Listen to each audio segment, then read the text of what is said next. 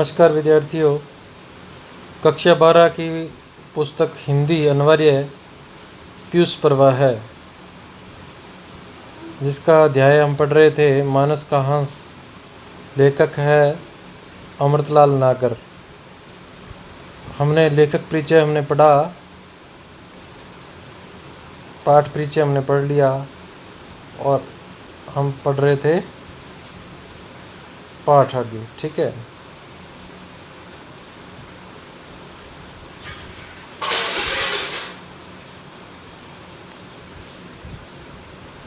भगत गए एकांत हुआ, अपना प्रवचन अपने आप ही खाने लगा।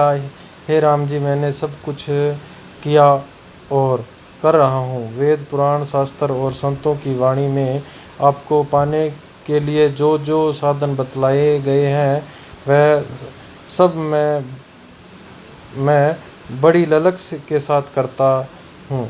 फिर भी आप मुझे प्रत्यक्ष दर्शन क्यों नहीं देते? मेरे ध्यान में जैसे कभी कभी हनुमान जी प्रकट हो जाते हैं, वैसे आप क्यों नहीं आते? मैं प्रीति तो बढ़ाता चलता हूँ, पर प्रतीति क्यों नहीं होती? गोस्वामी तुलसीदास अपने आप में उदास थे। अपने दुख में जीवन के सारे क्षण संताप के झरने में दृश्याधार बनकर तेजी से उतरते गए और उनके सामने संताप को अधिक गहरा कर दिया। एक शिष्य पूछने आया कि आज भगवान ने भोग के लिए भोजन में कौन कौन से व्यंजन बने। इस प्रश्न ने गोस्वामी जी को अधिक खिन्न बना दिया। कहा, जो भगवान को रुचता हो वही बनवाओ। शिष्य बोला, गोलोकवासी गोस्वामी जी बड़े कुशल और पाक शास्त्री भी थे। वे स्वयं अपने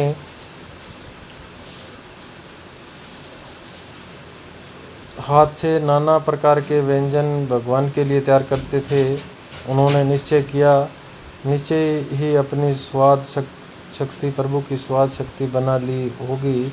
मेरी स्वाद रूपिणी गऊ अभी भड़कती है, जाओ जो रुचे सो बनाओ। शिष्य निश्चय ही कुछ खिन्न मन होकर चला गया। दालान में मंदिर की चौखट पर टेका लगाकर वे राधा मुरलीधर की मूर्तियां निहारने लगे। हे कृष्ण रूप राम जी, मेरा मन अभी सदा भी नहीं था कि आपने मुझे इस वैभव की भट्टी में डालकर और अधिक तपाना आरंभ कर दिया है। हे हरि, मुझ दीन दुर्बल की इतनी कठिन परीक्षा आप क्यों ले रहे हैं? एक और तो दुनिया मुझे महामुनि और दूसरी ओर कपटी कुचाली कहती है। केशव, यह दोनों परस्पर विरोधी विशेषताएं हैं तो मुझ में कदापि नहीं हो सकती। फिर भी लगता है कि मैं अति अधम प्राणी हूँ, तभी आप मुझे अपनी प्रतीति नहीं देते। मुझे एक बार भरोसा दिला दो राम जी, एक बार यह कक्ष तुम्हारे आश्वासन भरे स्वर से गूंज उठे। तुम कह दो कि तुलसी तू मेरा है, तो बस फिर मुझे कुछ नहीं चाहिए। मुझे केवल आपका भरोसा, आपका सानिध्य चाहिए।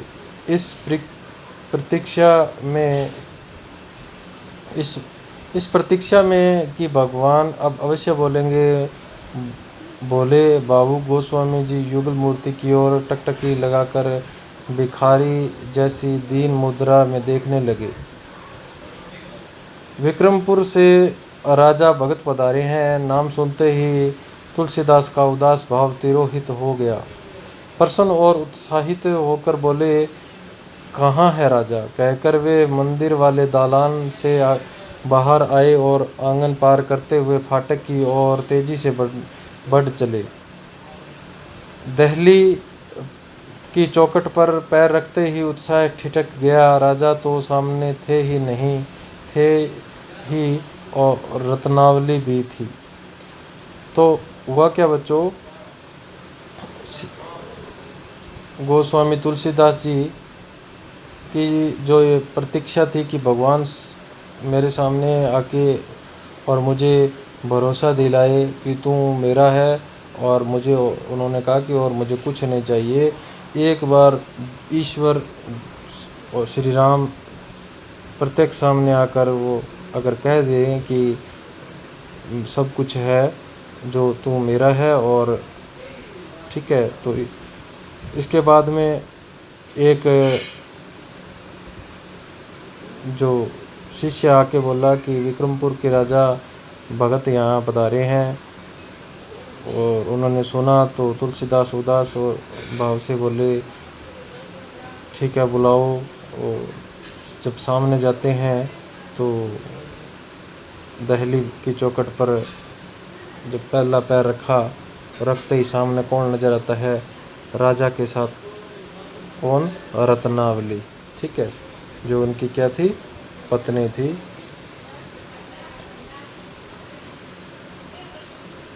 उनका तपोभूत मुख पहले से अधिक दिव्य लग रहा था। रत्नावली ने एक बार पति की आंखों से आंखें मिलाई। राजा भगत दाढ़ी केश विहीन तुलसीदास के नए रूप को चकित दृष्टि से देखते हुए हाथ फैलाकर आगे बढ़े।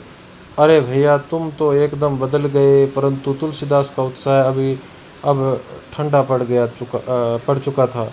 औपचारिक आलिंगन करके तुरंत अपने आप को मुक्त कर लिया। किंचित रूखे स्वर में पूछा, इन्हें क्यों लाए? तो अंडरलाइन कर लेना बच्चों, इन्हें क्यों लाए, ये किसने कहा और किसको कहा? ये प्रश्न यहाँ आता है कि इन्हें क्यों लाए, ये प्रश्न आता है किसको और किसे कहा। तो ये तुलसीदास जी ने कहा। किसको कहा? राजा भगत को कहा। और किसके लिए? रत्नावली को साथ क्यों लाए, ये जो प्रश्न है वो किया तुलसीदास ने राजा भगत से, ठीक है। विक्रमपुर के जो राजा थे उनके साथ आए थे, रत्नावली के साथ, उनसे ये प्रश्न किया, ठीक है बच्चों, तो ध्यान में रहे।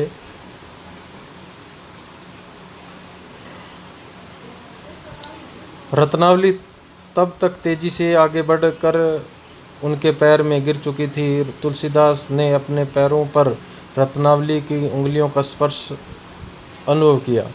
तो हुआ क्या बच्चों, जैसे ही ये प्रश्न करते हैं कि इन तुलसीदास जी ये कहते हैं इन्हें क्यों लाए, तो रत्नावली तेजी से आगे बढ़कर उनके पैरों में गिर जाती है और तुलसीदास जी के पैर रत्नावली की उंगलियों को क्या करते हैं? स्पर्श करते हैं, ठीक है बच्चों। उस स्पर्श में इतनी तृप्ति थी कि पल भर के लिए मन से राम बिसर गए। रोज ठहर न पाया। मर्दुल स्वर में राजा से कहा, भीतर चलो, विश्राम करो, फिर बातें होगी। शिष्य की ओर देखकर प्रभुदत्त। तो इन्होंने जब रत्नावली की उंगलियां उनके पैरों से स्पर्श की तो एकदम उन्हें उनके मन से राम, पल भर के लिए राम जो है बिसर गया, अर्थात राम से जो राम की जो लगन थी उससे क्या हो गए? पल भर के लिए दूर हो गए, ठीक है। और एक प्रकार से रोष था, क्रोधित चेहरा था, वो क्या है? मृदुल स्वर में उसे राजा से कहते हैं कि आओ और भीतर चलो, चलो विश्राम करते हैं, फिर बातें करते हैं। आज्ञा सरकार, अपनी माता जी को ऊपर के कक्ष में पहुंचा दो। भगत जी के रहने की व्यवस्था मेरी बगल वाली कोठरी में करो। माता जी यदि गंगा स्नान के लिए जाना चाहे तो किसी को उन्हें साथ भेज दो। तो उन्होंने कहा, अब प्रभुदत्त अर्थात उनके शिष्य की ओर कहा, फिर उन्होंने कहा कि आप माता जी को क्या है अपने कक्ष तक पहुंचा दो, और जो भगत जी है उन्हें मेरे साथ वाली बगल वाली जो कोठरी है उसमें विश्राम के लिए उनकी व्यवस्था की जाए। और जो माता जी है अगर स्नान करना चाहे तो किसी को उनके साथ में भेज दीजिए, ठीक है। तो आगे हम पढ़ेंगे अगली वीडियो में, तब तक के लिए बच्चों धन्यवाद।